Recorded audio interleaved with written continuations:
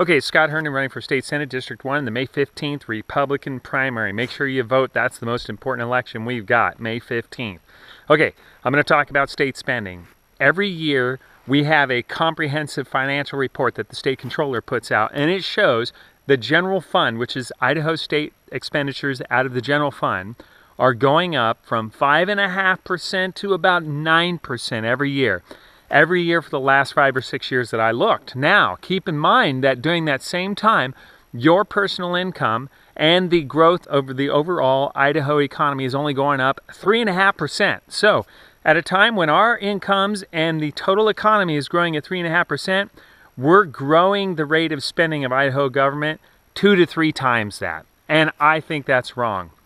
Now, this is going to require state senators and state representatives who keep an eye on the big picture and who say no to programs like recently in the House, A536 was a family planning bill that would have spent $29 million of taxpayer money on birth control and family planning for women who qualify as poor under federal income guidelines. Now, this is not a Republican idea. It's not a conservative idea. It's not a fiscally conservative idea.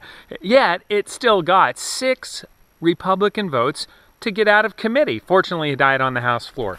But these are the types of things we've got going on in government, and government is growing. And I would propose as a state senator to curb its growth to maximum the rate of the growth of the economy and the rate of the growth of your personal income.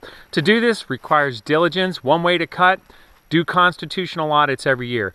Create an independent watchdog that looks at everything the government does, and if it is unconstitutional, wrap up 5 or 10 recommendations every year, put them in the bill, and cut those areas of government. Another idea, best business practices. A lot of times government does things less efficiently than private business.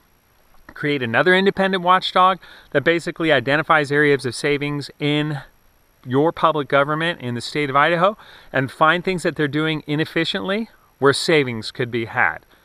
But we've got to rein in the out-of-control spending of the Idaho General Fund, increasing spending, your tax dollars. One other complaint this year. President Trump did a federal tax cut with the Congress. Then Idaho had to match that because of the way the tax cut was done. But guess what?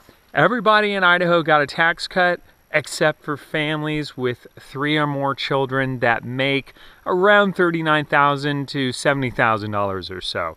And I don't think that's going to be fully remedied this year. So while everybody gets a tax cut, Idaho families with 3 or more children, probably the least able to afford a tax increase, get a tax increase at a time when we have $400 million surplus in the Idaho budget.